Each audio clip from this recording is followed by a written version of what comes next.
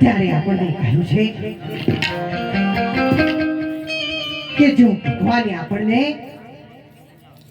મનખા જન્મ આલ્યો હોય તો ખૂબ માપમાં રહેજો. જો ઊંટ થઈને અવતર્યા તો ખાવામાં આવશે કડવો ઝેર લેબડો અને બાવળિયાના ગોટા. એ દિવસે તમને મનખા જન્મના વજાવત ગામના લાડલા દાળ ભાત અને મોહનથાળના કટકા યાદ આવશે. પણ ના ખાતામાં ગયા પછી પત્તા લાગશે નહીં. પાછળથી તમને થશે કે જો મનખા જન્મમાં આ હાથે કોણ દાન કર્યું હોત તો ઊંટના ખાતામાં નંબર આવત નહીં. જીવન જોબન રાજધન આવી કે રહે ના કોઈ. જવાની ધન અને સત્તા એ કાયમ કોની રહી નથી અને ભવિષ્યમાં પણ કોઈની રહેવાની નથી.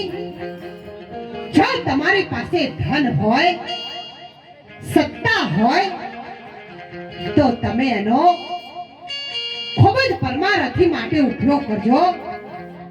જ્યારે આપણા ગામના તો જેટલા વખાણ કરીએ એટલા ઓછા પડે. જ્યારે આપણા ગામે જે સાથ સહકાર આપ્યો છે એ સાથ સહકારને એવા સંતોના આશીર્વાદ છે કે તમે જો 1 રૂપિયો આપ્યો છે તો સંતોના આશીર્વાદથી 1000 ગણું રામદેવજી મહારાજ તમને આપશે. ત્યારે આપણને કહ્યું છે કે જ્યારે કહેવાય છે કે આશીર્વાદ કોઈ દિવસ આપવા પડતા નથી પણ અંતરથી અપાઈ જાય છે. શ્રાપ કોઈ દિવસ દેવો પડતો નથી પણ એ દેવાઈ જાય છે. અને એક્સિડન્ટ કોઈ દિવસ કરવો પડતો નથી પણ એ થઈ જાય છે. ત્યારે આજે તો સ્વયં સદગુરુ હાજર છે. ત્યારે એક દાખલો યાદ આવ્યો તો તમને કહી દઉં કે જેમ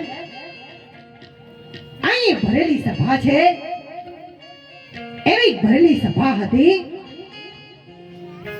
અને થોડી વાર થઈ અને મહારાજ સત્સંગ કરતા હતા અને એ સભામાંથી 4-5 વેપારીઓ મિત્રો આવી અને મહારાજને પ્રણામ કર્યા અને મહારાજને કહ્યું કે મહારાજ જો તમે રજા આલો તો અમે જઈએ. ત્યારે મહારાજે કહ્યું કે સત્સંગ પૂર્ણ થવાની તૈયારી છે.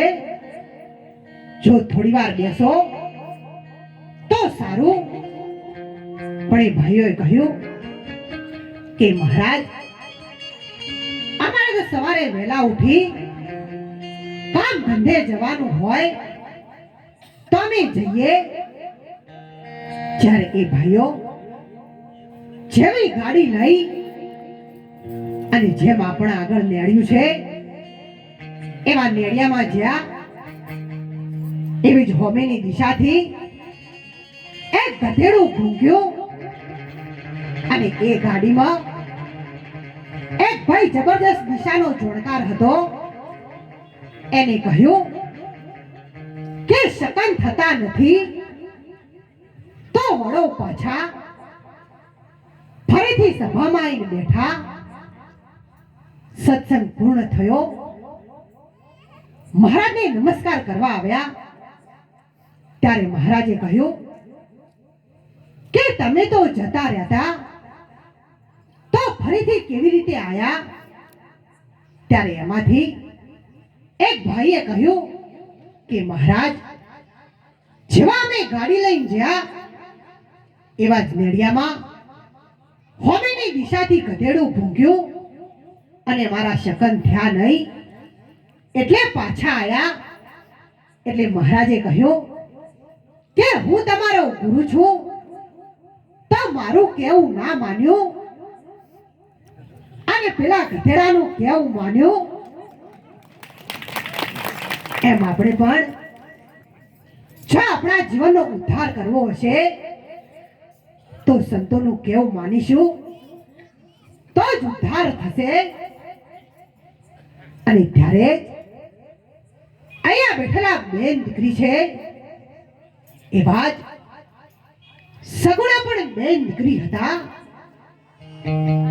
પણ જ્યારે એ જંગલમાં લૂંટાણા ત્યારે એમને કહ્યું કે ભાઈ તરીકે આવો તો ત્યાં સુધી ચોર વાટ જુએ નહીં પણ ભમરિયા ભાલાવાળા લીલા નેજાવાળા જો આજની પડે નહીં આવો તો તમારા નામને કાળું કલંક લાગશે અને તમારા નામ ઉપર